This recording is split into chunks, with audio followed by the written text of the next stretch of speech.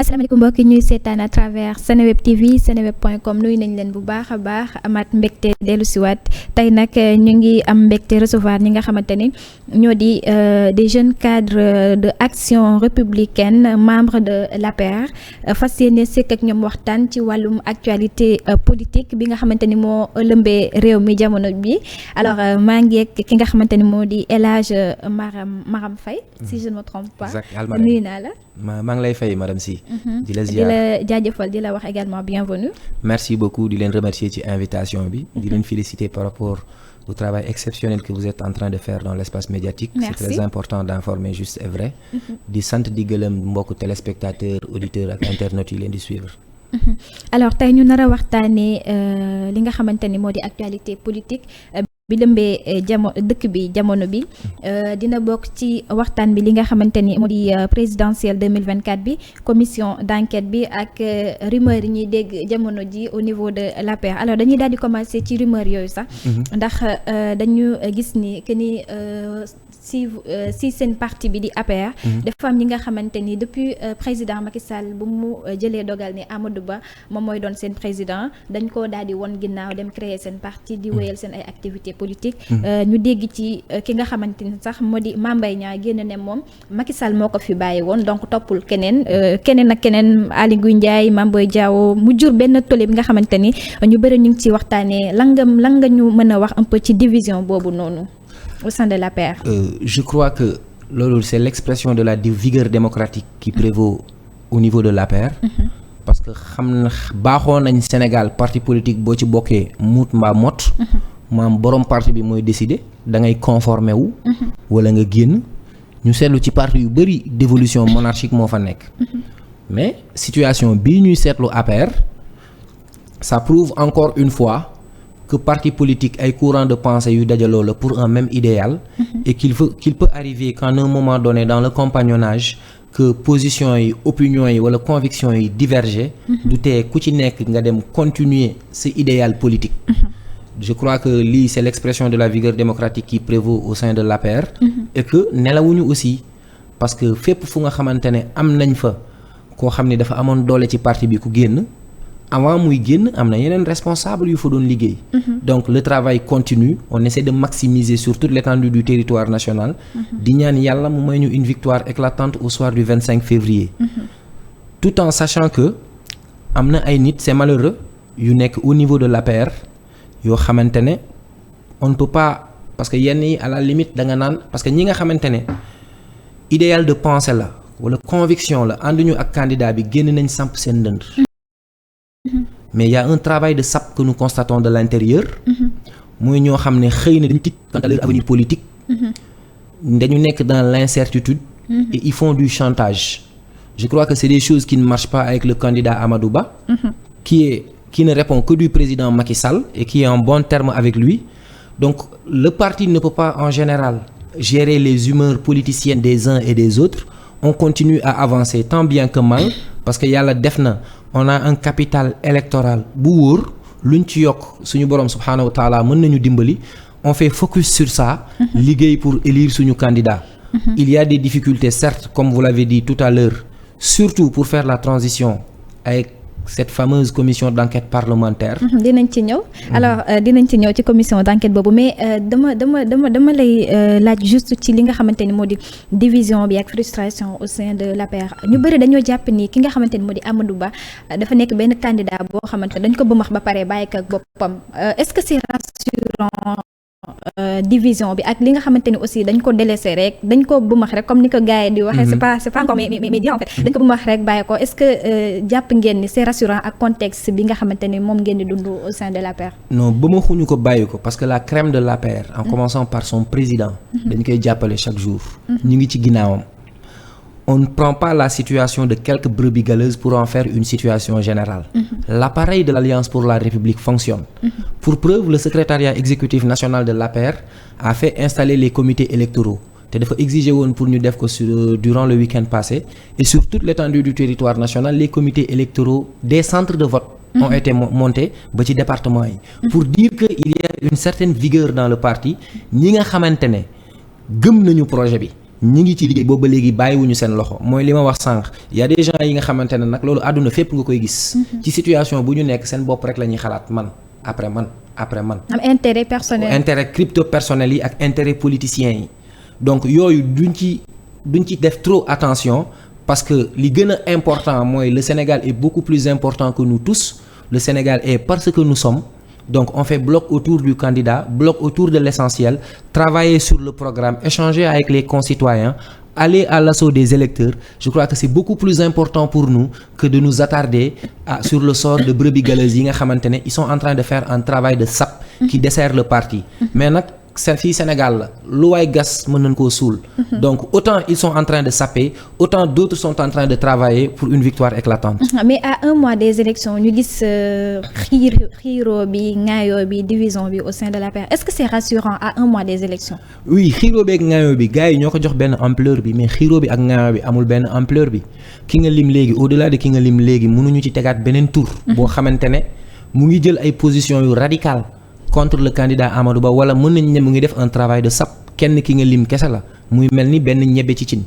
benn ñebe ci cin on peut pas dire que frustration dafa am APR wala déséquilibre dafa am APR parce qu'une personne a une posture différente de la posture de la majorité. jàpp ñu ne frustration dafa am parce que bu frustration amoon bu doon dans les comités départementaux dans les comités communaux nit ñi waxuñu d'une seule voix mu nekk dans la majorité des comités là mën nañu wax y a un déséquilibre au niveau du parti. Mais est-ce que ça vous rassure?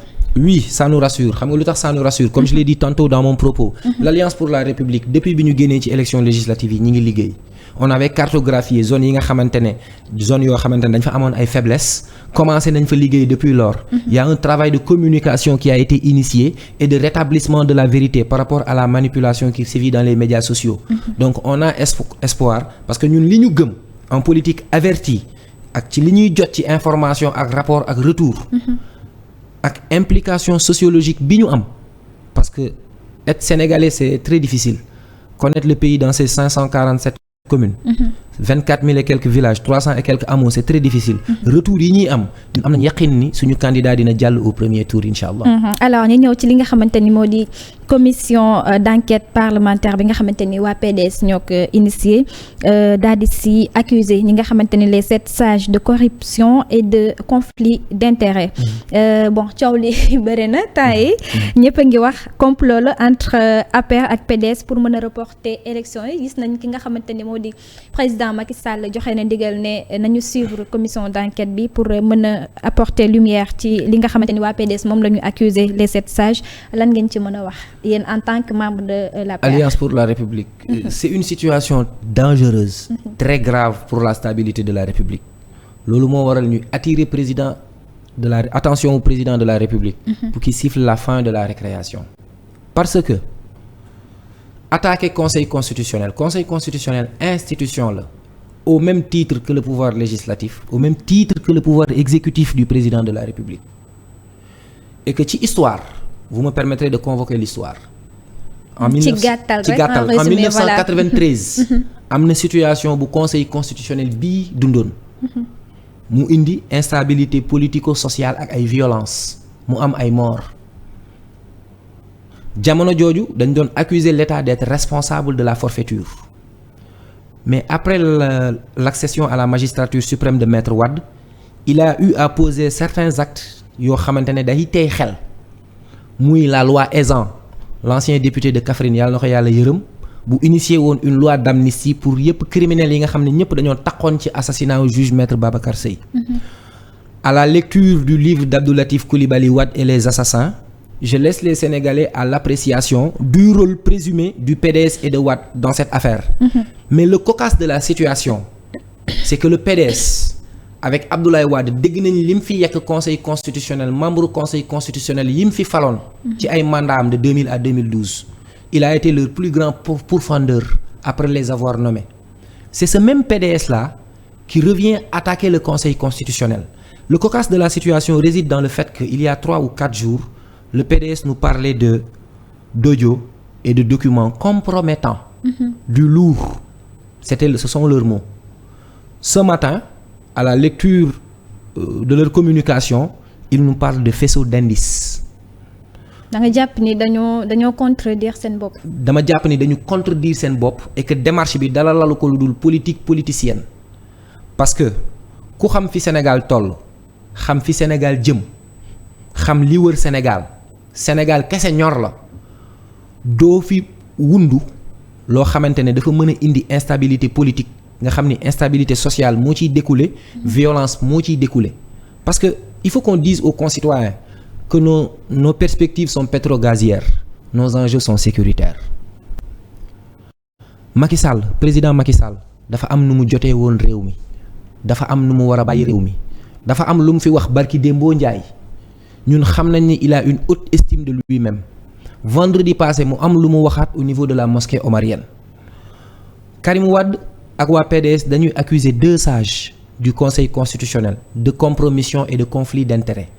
Si et seulement si seen accusation yi nekkoon dëgg sax le Conseil constitutionnel n'est pas compromis si ces magistrats siègent s'il siège si su manqué wul le tiers c'est-à-dire si 3 magistrats ne sont pas présents duñu mën a siéger. Donc si et seulement si il s'était avéré que 2 magistrats sont compromis mais le président a la latitude d'en nommer 2 autres et que le processus continue.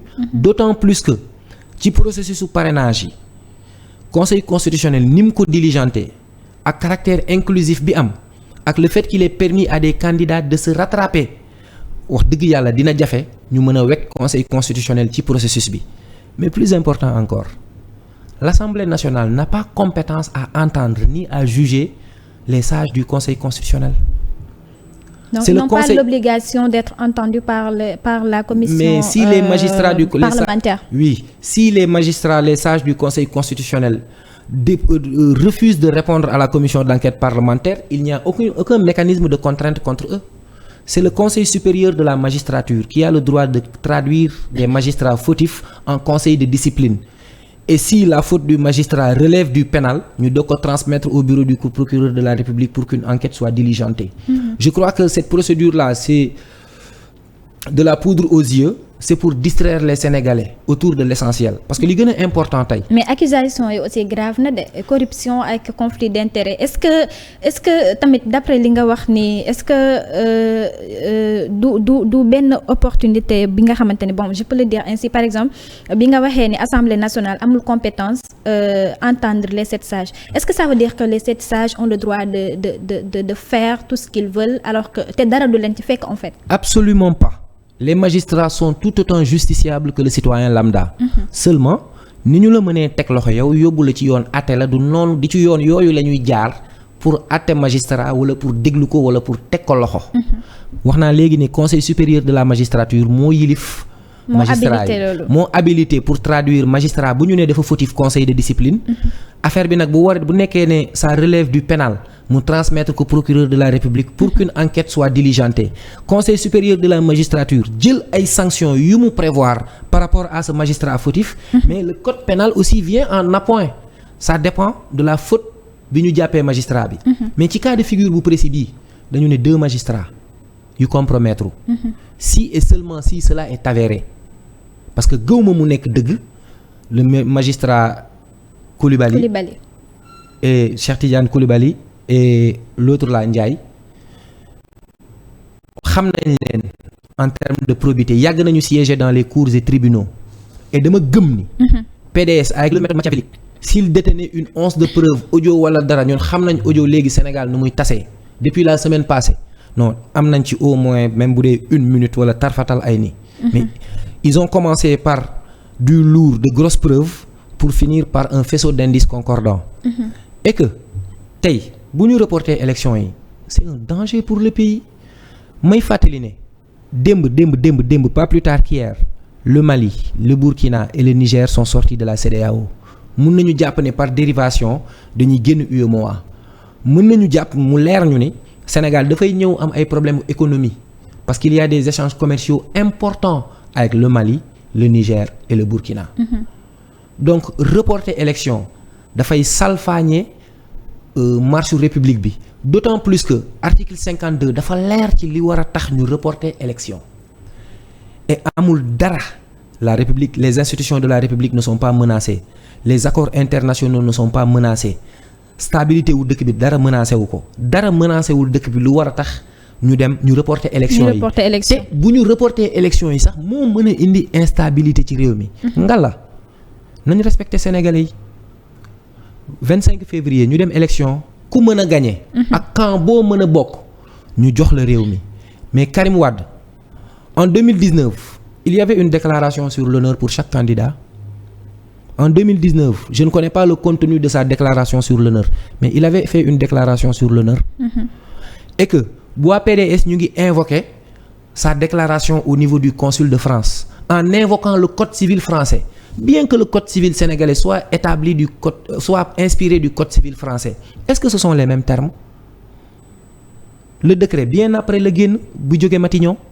Donc il faudrait que waa PDS ak les faucons de l'APR qui tentent de torpiller la candidature d'Amadou Ba pour des considérations strictement politiciennes reviennent à la raison.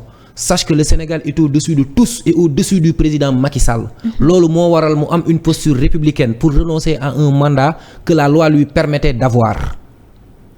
Et c'est à lui cette responsabilité-là. Ñuy profiter ci tribune bi di attirer attention président de la République, ministère de l'Intérieur, le bureau du procureur de la République et les magistrats eux-mêmes à prendre toutes leurs responsabilités pour assurer la sécurité des magistrats et de leurs familles, pour assurer la sécurité du Conseil constitutionnel, mais pour assurer aussi la sécurité des 20 candidats devant concourir à l'élection présidentielle.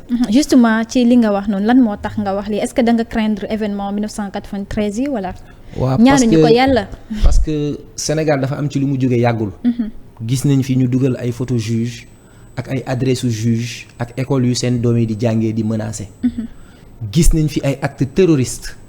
gis nañ ni ñu def bibliothèque universitaire CESTI ak yeneen ak yeneen. gis nañ fi ay menaces de mort. bi ñu rayee maître Babacar Seye la maison du magistrat Youssoufa Ndiaye a été criblée de balles heureusement qu'il n'y était pas avec sa famille. ñii def lii pour des intérêts politiciens pour des intérêts crypto-personnels sañ nañu lu nekk. Il faut que les forces de défense et de sécurité à travers la hiérarchie prennent les devants pour protéger ceux qui doivent l'être pour la bonne marche de la République. Bugguñu élection am élection ñàkk am ci réew mi instabilité lay indi instabilité nag bu amee politiciens yi duñ ko yëg de.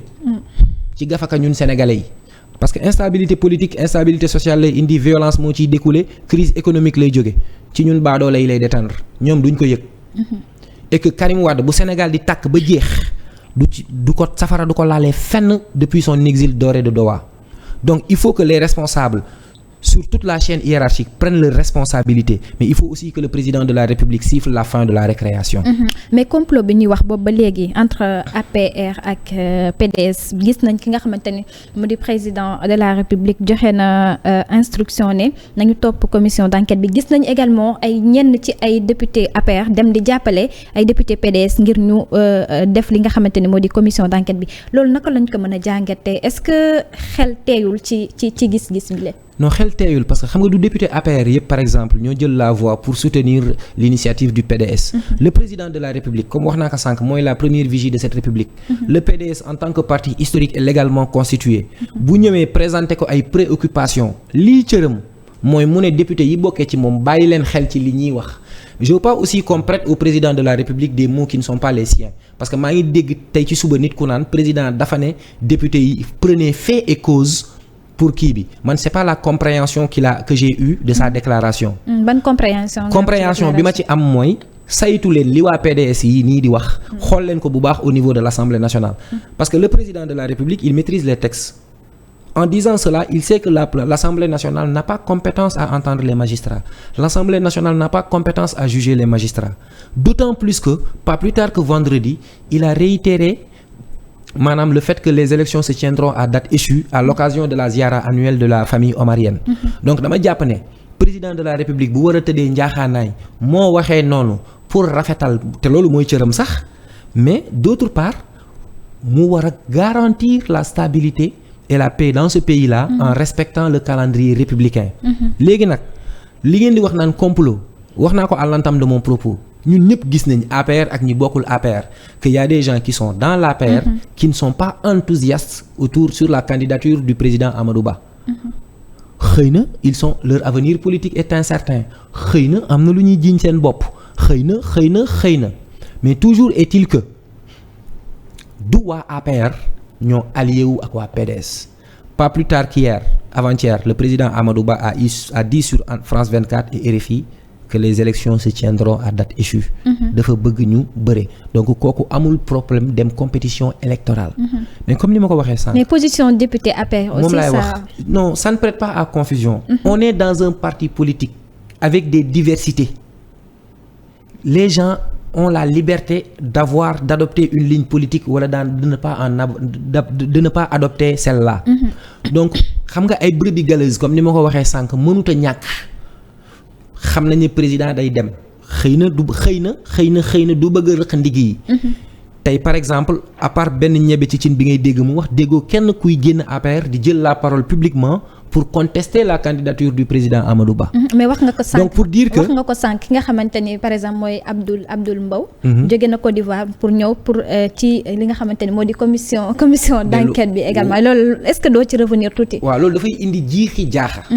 parce que président commission des lois monsieur Mbow Abdoul qui était en Côte d'Ivoire pour supporter nos lions a rappliqué Dakar Dar pour organiser séance plénière pour la mise sur pied de cette commission d'enquête parlementaire. mais moom président commission des lois la donc cëram la bu ko président assemblée nationale saisiré pour un dossier de cette nature là lii cëram mooy mu ñëw teg mécanisme yi mais jàpp naa ne xam na où se trouve la part de vérité et où est le faux dans tout ça. Et que si des magistrats sont compromis, il y a des mécanismes qui sont prévus par la loi pour qu'ils puissent être remplacés. Président mën na nommer waat 7 sages yu bokkul ñu ñëw continuer processus bi. Le processus n'est pas compromis, la machine n'est pas en panne. li ñuy wax naan dafa am ay magistrats yu compromettre amul benn certitude wala benn preuve bu sérieux en ce moment-là. léegi nag li ñuy wax au niveau de l'APR, il y a pas de complot, c'est des gens qui arriment leurs objectifs pour un combat commun. mais est-ce que c'est rassurant loolu ñu gis ko à un mois des élections. non suñ borom subhaanahu wa taala du fay wax bàyyi jëf xam nga lu tax pendant que certains complotent d'autres sont sur le terrain et depuis très longtemps. foofu laay waxee ñun de notre côté c'est rassurant li ñu rassuré wul xam nga mooy lan mooy poudrière bi gars yi bëgg a taal Sénégal parce que dafa mel ni mesurer wuñu les enjeux du moment. mesurer wuñu li wër Sénégal. mesurer wuñu yenn indices yu ndaw yi ñu commencé am Sénégal par rapport à la violence la flambée des réseaux sociaux la manipulation qu'il y a dafa mel ni nattuñu loolu yëpp ba bëgg a dugal ci xelu Sénégalais yi il faut ñu pousse élection yi alors que 19 millions de Sénégalais yëpp 8 millions yi ne ci fichier bi yëpp pare pour dem élection je crois que ñooñu ñoo nekkul ay patriotes ñooñu ñoo bëgg a indi jeexi jaaxa mais institution yi appareil bi ñëpp ñi nekk ci processus bi ak acteurs yëpp pare nañ pour dem élection seulement il y a des groupes de mafieux qui ne se préoccupent que de leurs intérêts crypto-personnels ñoo fi nekk bañ a dem élection. est-ce que pare ngeen également pour woote dialogue entre vous entre les candidats frustrés entre guillemets ak ki nga xamante ne moo di seen candidat Amadou Ba parce que tubaab nee na l'union fait la force. oui le président Amadou Ba depuis sa désignation comme candidat de la coalition Benno Bokk Yaakaar. il travaille. il y a un comité qui est chargé de cela. qui travaille qui a des discussions très avancées avec certains candidats. parce que xam nga lan moo tax comme kan par exemple. comme kan ban candidat par exemple. non comme candidat yi fi nekk ñëpp ñu jógee APR ñi ngi waxtaan ak El Hadj Mamadou Diaw ak yeneen candidats yi. Mame Boye Diaw. waaw mais donc li gars yi di wax naan ce sont des candidats du système kon loolu dëgg la. non c'est impossible xam nga lu tax. attends parce que yaa ngi wax naan vous êtes. xam nga même le Sénégalais yéen a ngi discuter ak par exemple ki nga xamante ne mooy Mame Boye Diaw tey gars yi ñu ngi koy taxé de candidat de système. et que il n'est pas le seul en fait. xam nga ki génn. am na ñeneen candidats yi nga xamante ne aussi ñu ngi leen di taxé de candidat de système. xam nga ki génn donc benn stratégie la bi ngeen teg. non c'est y a pas de xam nga fii y a pas de stratégie qui vaille xam nga lu tax. bi ñu jógee élection ñun ñoo fi am 1,4 million voix yu wóor. comprendre nga. donc il y a pas de ay mécanismes yu am parce que il y a un électorat passif. boo xamante ne c'est la figure de Amadou Ba. qui fait consensus qui est pondéré moom la ñuy xaar ñun nous avons des assurances par rapport à cette élection.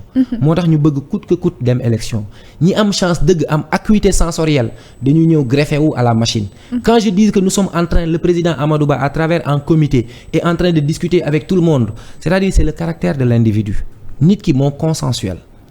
il est capable d'être au-dessus de la mêlée et ce serait nihiliste de dire qu'il n'y a pas de fracture politico-sociale. te li gën a important comme je l'ai rappelé à l'entame de mon propos mooy rassembler les Sénégalais autour de l'essentiel. ñi génn APR ku ci nekk bi nga génnee tu as eu l'honnêteté intellectuelle d'exposer les motifs des griefs yi tax nga génn. Donc on ne peut pas dire ñëwaat tey ne c'est des candidats du système. Est-ce que comprendre nga parce que il y a des motifs valables qui ont été invoqués par candidats yi génn. Par contre li nga wax léegi defar dafa baax te yàlla dafa def ni. suñu candidat président Amadou Ba yàlla daf ko mooñaalee caractère u defar boole joyanti. Sénégalais dañ ko xam. ci fourberie ak sournoiserie durant toute sa carrière aux impôts et domaines et les différentes stations ministérielles jàppoo ni bu amoon tarfatal ay di lu ñu xamal président Amadou Ba ci gàtt génnewuñ ko bu yàgg les gens sont à court d'idées pour torpiller sa candidature lii moo fi sës mais ça n'aboutira pas parce que xam nañ ne le président de la République est assez responsable et jàpp nañ ne il a les informations qu'il faut et qu'il mesure le danger de la situation moo waral ñi koy interpeller sénégalais yi aussi parce que waruñu nangu une telle forfaiture bu naroon jàll. Est-ce que mën nañu xaar ralliement ki nga xamante ni moo di Mame Boye Diao Aly Ngouille Ndiaye et autres ci biir parti APR. di jàppale ki nga xamante ni moo di Amadou Ba comme ni nga ko waxee. xam nga on est en politique du ëmb dafay xëy rek wasin. mais mën nañu jàpp ne. au-delà de lu leer de. non lu leer laa wax mën nañu jàpp ne. au-delà des 3 candidats précités. yeneen candidat sax mën nañu ñëw autour de la coalition autour de la candidature du président Amadou Ba. loolu moom mën naa ko gëm naa ni. au-delà de stratégie bi aussi. non xam nga aussi la politique c'est de la science. on vous taxe de stratège. Nous sommes beaucoup plus intelligents que ça que génne ay candidats qui étaient dans un système ñu génne leen à 2 mois de la présidentielle pour aller grignoter des voix stratégiquement au niveau de l'APR nous sommes beaucoup plus intelligents que ça gars yi bu ñu waroon génn pour une stratégie non génn nañ il y a 2 ans ou 3 ans les politiques avertis savent ce que je suis en train de dire c'est pas à 3 mois d'une élection présidentielle la ñuy génn pour essayer de grignoter des voix à gauche et à droite. C'est un travail en amont qui se fait bu yàgg quoi. Maintenant on est on est aux dernières minutes quand même de l'entretien. Message bi ngay adressé. Message bi may adressé je vais m'excuser de le répéter mais au président de la République au ministère de l'Intérieur et à toute la hiérarchie. Protéger nos magistrats, protéger le Conseil constitutionnel, protéger les 7 sages, protéger les 20 candidats devant concourir à la magistrature suprême, Inch'Allah. Protéger les journalistes. Protéger les journalistes, protéger les citoyens sénégalais pour qu'on ait une élection paisible et transparente. Inch'Allah, le 3 avril, président de la République joxe lenge yi sénégalais yi gën ko respecté àdduna gën ko bëgg réew mi gën a jëm kanam inch'Allah. Inch'Allah ñu ngi ñaan élection yu apaisé ñu fekkee ko ci jàmm génn dugg ceeg bismillah génn ceeg alhamdulilah di leen jaajëfal bu baax a baax di la jaajëfal bu baax El Hadj Maram. di leen remercier ci invitation yi. di ñaanal si di leen remercier ci invitation bi. di remercier sama président et toute l'équipe avec d'Action républicaine ñi nekk Sokone dem ñi nekk Saint-Louis. ñi nekk Kaolack ñi nekk Kédougou Bakel ñi ngi leen di nuyu di leen sant di leen wax ni terrain bi metti na naaj bi tàng na mais jàpp leen àdduna noonu la. mooy profiter ci occasion bi di souhaiter un très bon match avec une victoire éclatante de nos Lions ce soir. Effectivement di wax waa Côte d'Ivoire ak lu mën a xew c'est la belle famille. Houphouët est là sa première épouse était sénégalaise. C'est l'Afrique qui gagne c'est l'Afrique de l'Ouest qui gagne. Alors di souhaiter également une très bonne chance à nos chers Lions ñi nga xamante ne ñi ngi waajal match bi ce soir ak seen diggante ak Côte d'Ivoire di leen jaajëfal bu baax suñu mbokk internet yi di leen jox dig daje ba beneen yoon incha allah.